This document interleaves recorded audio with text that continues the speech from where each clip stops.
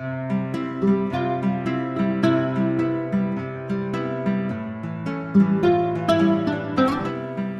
was a little after 6 p.m. on a cold February evening in 1938 when Rockland police officer John Chapman left the station on Spring Street and made his way toward Park Street. He was in good spirits that evening. He had recently purchased a portable radio and had been listening to it while preparing for his all-night shift. He mentioned to one of his colleagues that he was buying a new automobile the next day. It was a short walk up Main Street to Park Street. He crossed the street and had just walked a few steps west when he was confronted by a man in an overcoat. Officer Chapman immediately recognized the man. He was Harry Hall. He had arrested Hall the day before for being drunk on the street. Public drunkenness was a crime in the 1930s.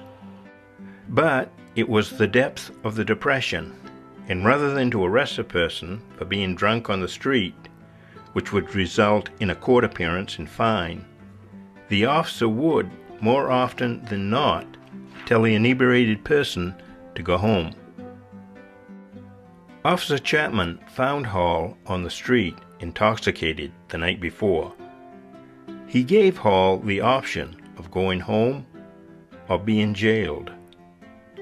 Hall assured the officer that he would go home. Several hours later, around 4 a.m., Officer Chapman again found Hall staggering along the street.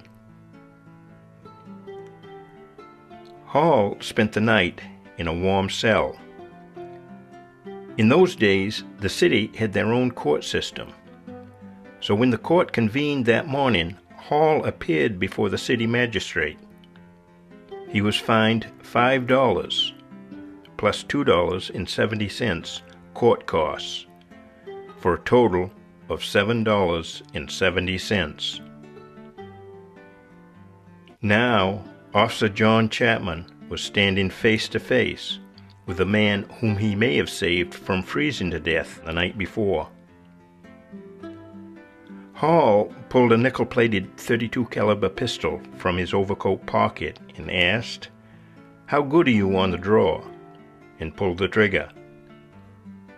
The firing pin landed on an empty chamber with a click that gave the officer a few more seconds of precious life.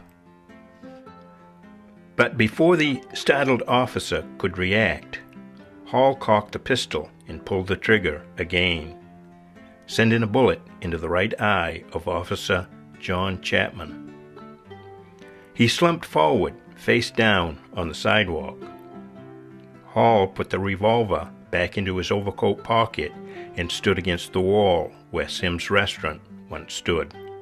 My father, Carl Simmons, who was the proprietor of Sims Lunch at the corner of Park and Main Street, the southwest corner in the Fales block, lived in the apartment up above Sims Lunch with my mother and younger brother, and he heard a shot, or a sound that what sounded like a shot, and went to the window, upstairs window, and looked down, and Officer Chapman was laying on the sidewalk.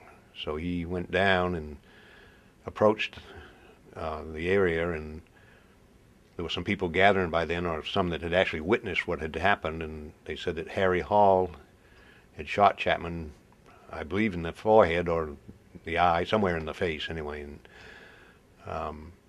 Harry Hall was standing by the door that my father had come out of and was there with his hands in his pockets, an overcoat as I recall.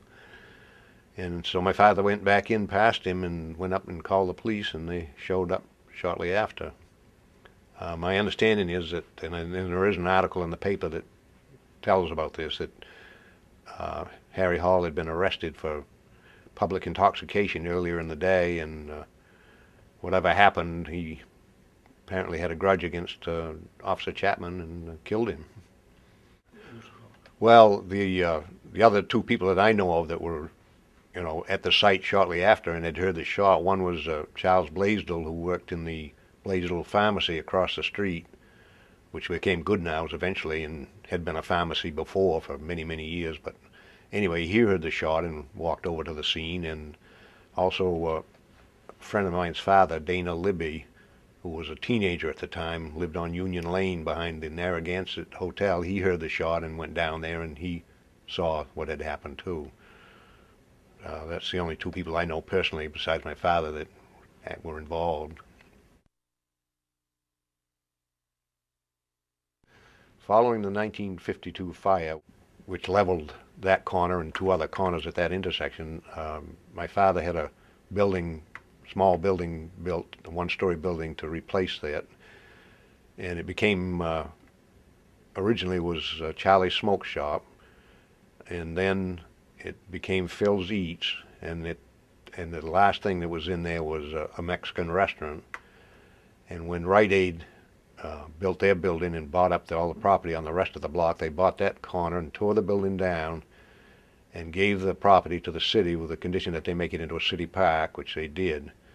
And they had the Civil War Memorial, Rockland Civil War Memorial placed there, which is the flagpole with the big granite base with memorial plaques on it, and a couple of cannons that are there now that went with it. And there was a drive to name the park, and Chief of Police Auchenfels spearheaded the movement to name it after John Chapman, Officer Chapman, who was killed there in the line of duty.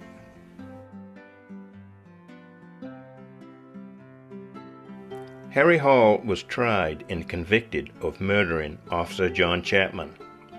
He got a life sentence. He was considered a model prisoner and often expressed his regrets for his crime. During his late years, he became terminally ill. The prison administration wanted to release him, but Hall declined. He died in prison at the age of 75 in 1953.